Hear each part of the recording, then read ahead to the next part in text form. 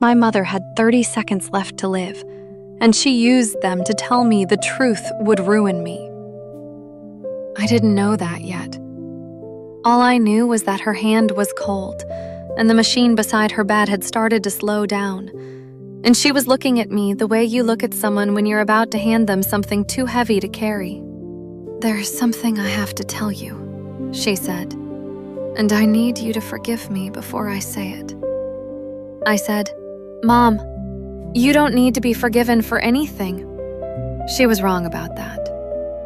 And so was I. My name is Ann Whitfield, and in the spring of 1961, I was 31 years old, married with 2 children, living 4 streets down from the house I grew up in. My mother, Eleanor, had raised me alone since I was 7, after my father, or the man I believed was my father, died in a car accident on Route 9.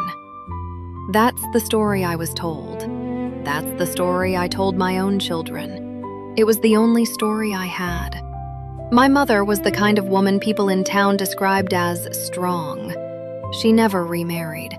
She worked as a seamstress out of our home, taking in alterations for half the women in the county, and she went to church every Sunday in the same navy blue coat for 11 years straight.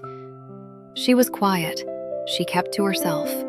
And if you asked anyone in Millbrook, Ohio, they would tell you Eleanor Whitfield was a woman without secrets.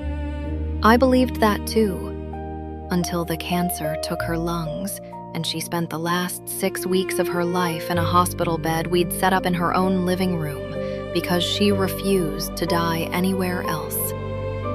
I was there every day. I brought her soup she couldn't eat and read her the newspaper she couldn't focus on.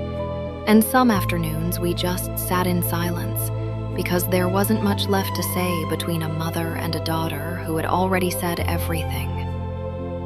Or so I thought. It was a Tuesday when the nurse told me it would likely be days now, not weeks.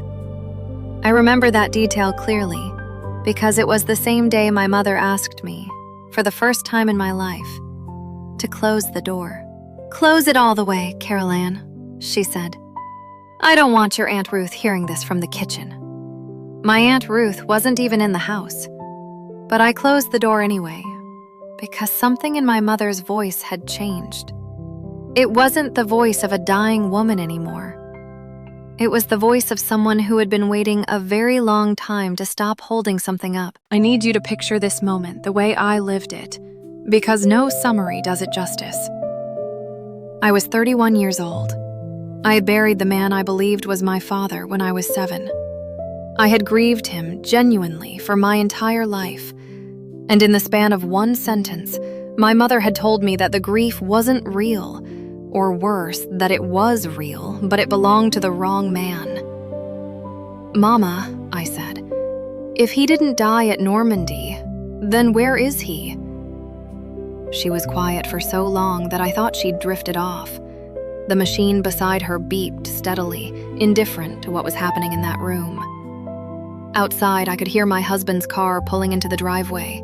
He was coming to pick up the children who were playing at my aunt's house, completely unaware that their mother's entire history was unraveling 40 feet away.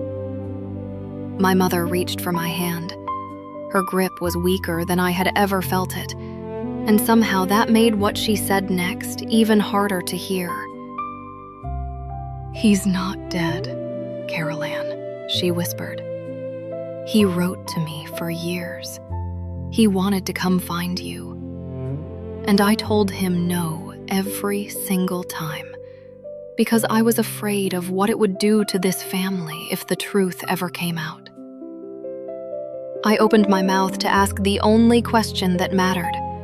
I asked her where he was now, whether he was still alive, whether he knew where I lived, whether he had ever driven past our house on one of the quiet streets of Millbrook without either of us knowing it. My mother's eyes moved toward the door, past me, toward something, or someone I couldn't see.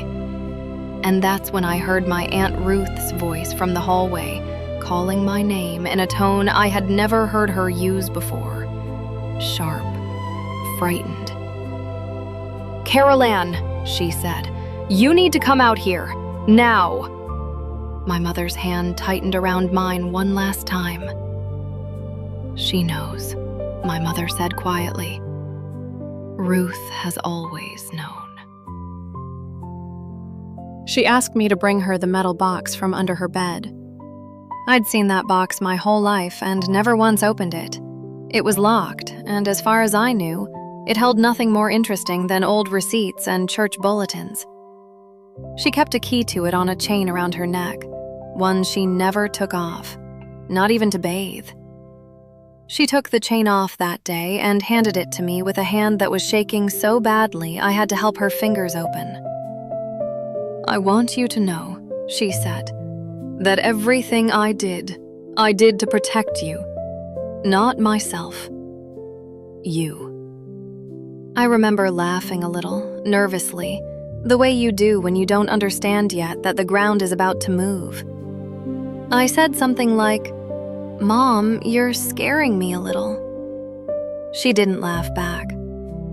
Inside the box were letters, dozens of them, tied together with a faded ribbon, and a photograph of a man I had never seen in my life. Young, in a military uniform, standing in front of a car I didn't recognize, smiling like he had no idea what was coming for him. "That's your father," she said. I told her I knew what my father looked like. I had a photograph of him myself on my nightstand, the one from the church directory.